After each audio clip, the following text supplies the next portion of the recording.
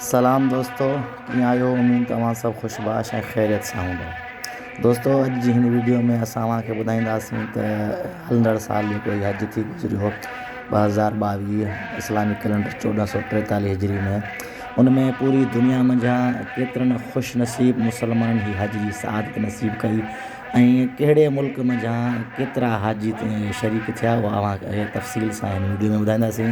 महिरबानी करे वीडियो मुकमल ॾिसंदा। दोस्तों, हिन साल तक़रीबन 9 लख ख़ुशनसीब मुसलमाननि हज जी सआदत नसीब कई, जंहिंमां तक़रीबन 4.25 लख मर्द ऐं 4.25 लख जेके से ख़वातीन हुयूं जन हिन साल हज जी सआदत नसीब कई।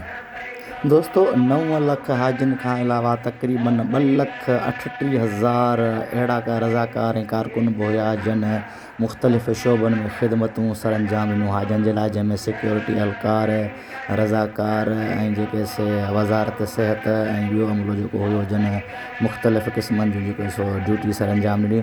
उन मां सिर्फ़ु वज़ारत सिहत जा जेके 21,000 अमलदार शामिल हुया जन मुख़्तलिफ़ मौक़नि ते मुख़्तलिफ़ माण्हुनि खे न सिर्फ़ु गाइड कयो बल्कि उन्हनि खे सिहत जूं सहूलियतूं पिणु जेके से मैसर कयूं।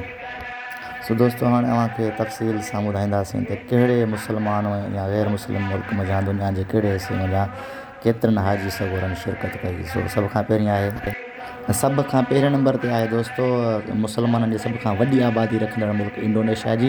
इंडोनेशिया मंझां हिन साल 1,51,000 जेके हाजी सगोरनि शिरकत कई।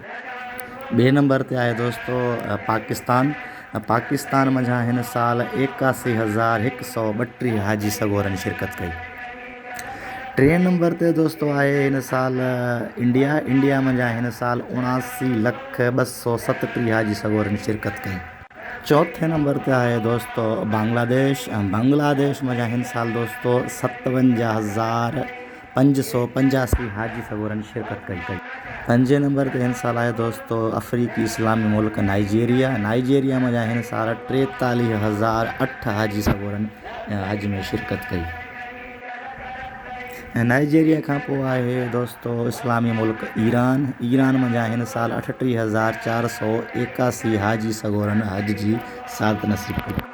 ईरान खां पोइ जेको हाजी सगोरनि जो तादाद आहे उहो तुर्की जो आहे। तुर्की मंझां दोस्तों हिन साल 37,770 हाजी सगोरनि शिरकत कई। तुर्की खां पोइ जेको हाजी सगोरनि जो तादाद आहे उहो मिस्र मंझां आहे। 35,375 हाजी सगोरनि मिस्र मंझां शिरकत कई। उन खां पोइ बाक़ी जेके से बाक़ी दुनिया मां जेके हाजी सगोरा शिरकत थिया। उन खां अलावा दोस्तों जेको हाजी सगोरनि जी मुख़्तलिफ़ इलाइक़नि मां शिरकत जी परसेंटेज हुई, उन्हनि मंझां जेके अरब इस्लामी मुल्कनि मां जेके हाजी सगोरा शरीक थिया उन्हनि जी तादाद 21.4 हुई।